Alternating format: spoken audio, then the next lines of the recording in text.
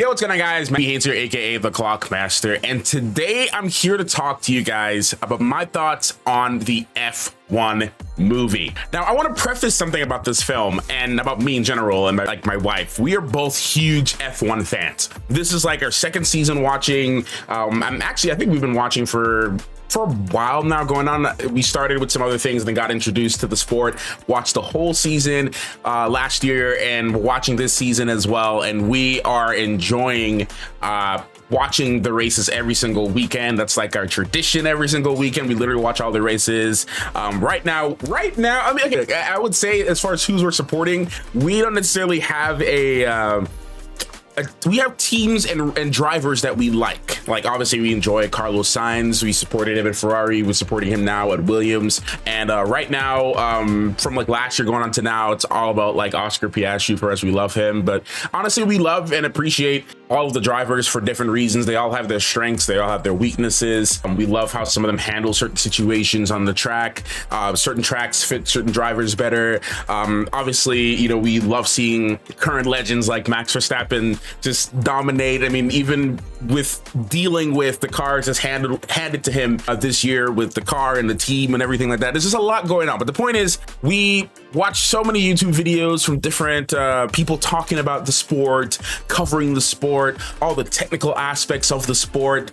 We've just been blown away by the sport and fell in love with it. So when we saw that this movie was coming out, we're like, oh, we definitely have to watch this movie, and for a couple of different reasons too. So this movie was directed by Joseph Kosinski. And if you guys don't know Joseph Kosinski, he actually did Top Gun Maverick as well. Another great film, right? Showing probably the only thing to compare fighter pilots with on the ground is actually an F1 pilot. It's actually an F1 driver. People say there's probably the closest people that can actually compare to an actual fighter pilot, mainly because of the G-forces that they deal with in the cars, the way that they have to actually prepare themselves and train. It's very similar to how fighter pilots train. So it's funny because if you watch videos of like Lewis Hamilton like go into a fighter jet, and he's just in the back in the cockpit, you see him, he has breathing control, his neck control is crazy. He can withstand a lot of the G-forces that most people would not be able to handle in those situations. So anyways, the point is that when I heard he was doing the F1 movie, I'm like, okay, cool, like this can be awesome. And another reason that I fell in love with the idea of this film was because of Claudio Miranda. Now, if you guys don't know Claudio Miranda, he is such a legend in the cinematography. I love his work. Everything that he does, like that he puts his hands on, is just literal gold. Like, if you loved a lot of the action sequences, this guy is so good at creating a lot from nothing, right? This guy used to work in lighting back in his earlier days of his film career. He used to be lighting. So lighting is something that he's super good at. And that's a whole different field of film studies and film practices, is being really good at lighting. And Claudio took a lot of his own experiences and put that into his cinematography.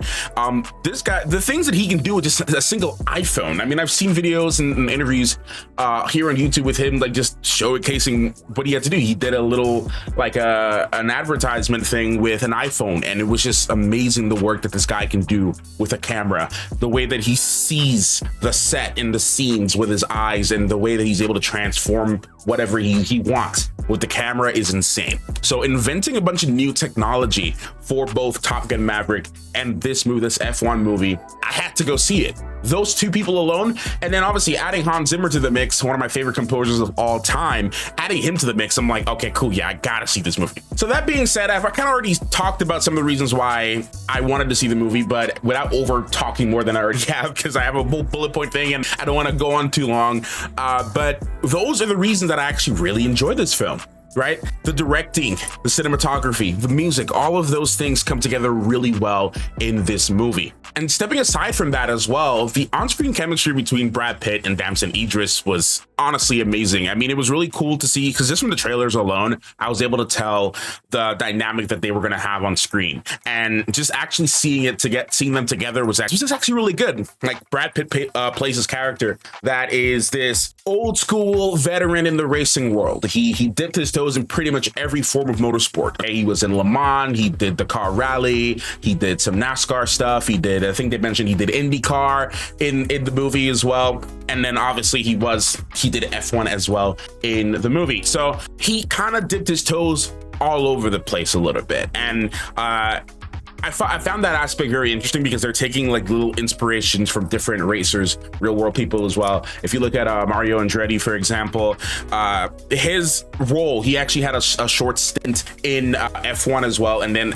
in IndyCar. So he was one of the few Americans. There's been a couple Americans, obviously, and legends as well that have been in F1, but Mario Andretti was one of them as well, driving both an F1 car and an IndyCar. If you look at a driver like Carlos Sainz Sr., you know, going from rallying, right? Rallying was, he was a rallying champion, a rallying icon, right? Just doing it in different forms of rally racing as well, and even winning the Dakar rally last year. So, you know, there's a lot of people like that who dip their toes in different motorsport. Even Fernando Alonso, icon as well, dipping his toes into Le Mans and driving hypercars and GT cars, and then doing F1 for 3 generations now.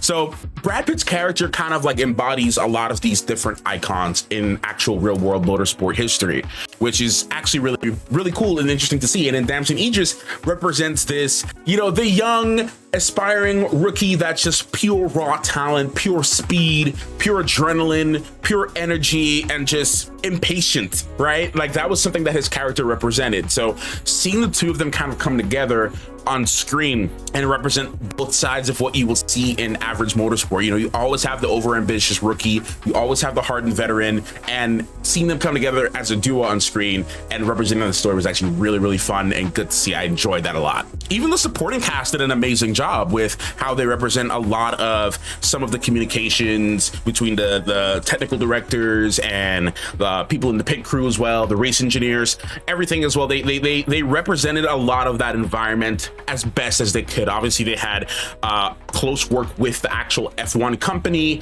as well as the FIA, and Lewis Hamilton obviously was involved as a producer in this film. So we had a lot of hands-on people being able to give pointers and notes to how certain things should be represented in this film. But that kind of leads me to some of my negatives for the movie. One of the negatives I actually had was I felt like there was not as much racing as I would have wanted. So like if we use Maverick as a comparison, Maverick had a lot of, you know, time in the jet, right? We were flying a lot. We got to see a lot of the cockpit. We got to see a lot of the mindset of the pilots and get in there. So I felt like there was a lot of flying in Maverick, and then there was some really, really good scenes as well where we just got to see the camera work from Claudio just go crazy. Now we also have to think in perspective as well. This F1 movie was shot during the actual race season, and the drivers have incredibly tight schedules, guys. We're talking about media days, training days, sim days. Some of them have to do mandatory sim training some days as well.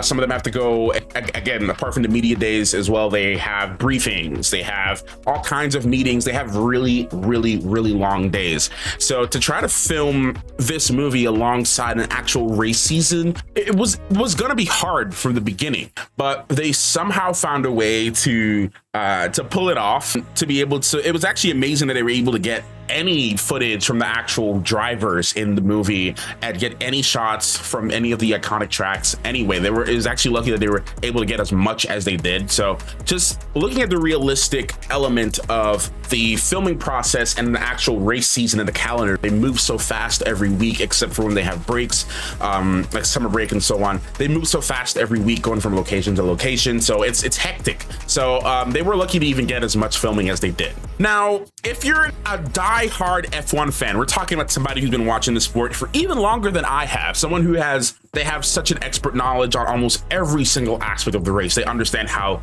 the cars work, they understand how the aero works, they understand all these little nitty-gritty details of every single thing. I know an average amount of how a lot of this works, but there's some of you guys out there that are just super knowledgeable with all of this kind of stuff. If you're one of those people, you might not really like this movie. There's a lot of inaccuracies with how certain things would play out. Like, without me spoiling, there's certain pit procedures that just would not happen in an actual race. There's a lot of situations that would just straight up lead to a DNF. There's a lot of situations where Brad Pitt's character does some things and makes some calls on his own that would just not happen in an actual real race and the actual real world environment of these scenarios. So there's a lot of moments that are obviously spiced up for film, and it's not going to be as accurate. But I will say, I think they came as close as they possibly could between drawing the line of entertainment meets reality, because obviously at the end of the day it's a film and they had to entertain people, and we were entertained. I mean, seeing this movie in IMAX is obviously a must, and I highly recommend that. So I will say, if you're a diehard F1 fan and a diehard motorsport fan, I highly encourage you to just go into this with an open mind.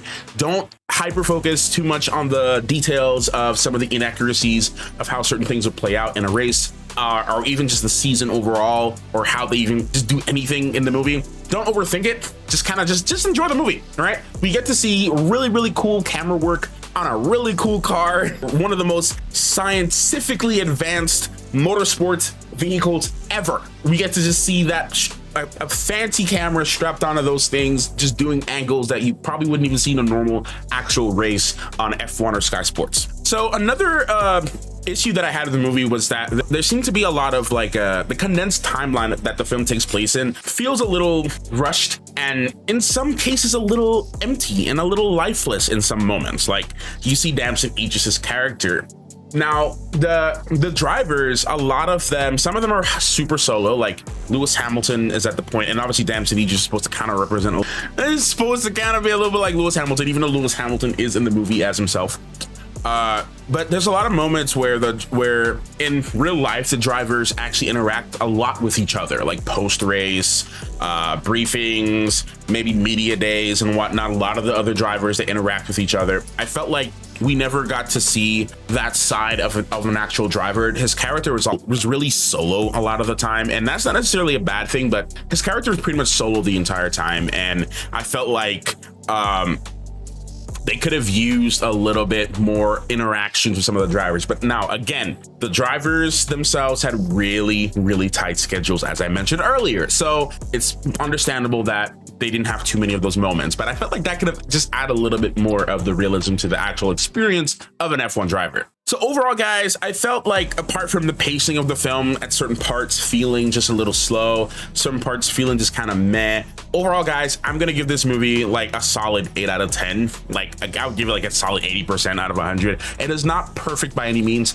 I don't think I enjoyed this movie more than I do Maverick. I think Maverick had a lot more things going to it than this movie did if we were to compare the two Kosinski movies. But as a F1 movie, I still think it's absolutely worth it. They actually, to end on a positive note, they actually changed the way how they portrayed Brad Pitt's character. He wasn't this old man kind of saves the day in a conventional sense. The way that they approached his character was actually very fresh. It was different. It was unconventional, and it worked for the movie because the way how they set up certain parts of the plot, the way that he did certain things in the movie, it worked out well.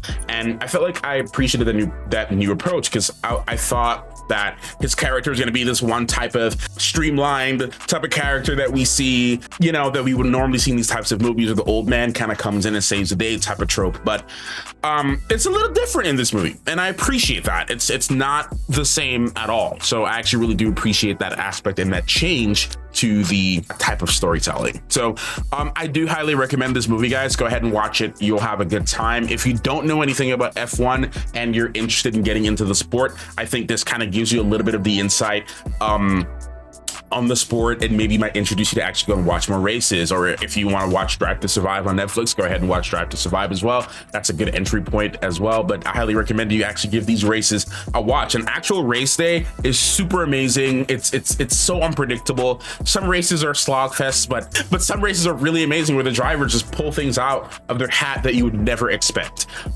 Especially like the most recent race in Canada was insane. So anyways, guys, that's it for this video. I will see you. Oh, and I forgot I was about to end it, but there was another thing I was about to mention. One little negative. I just kind of wish that they focused more on the technical aspect of what makes these cars so amazing.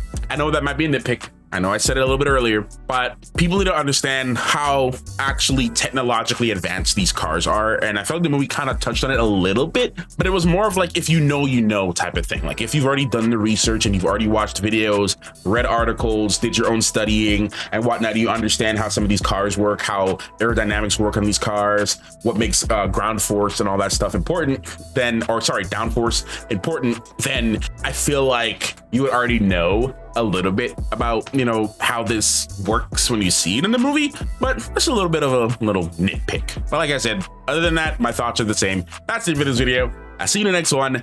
Clockmaster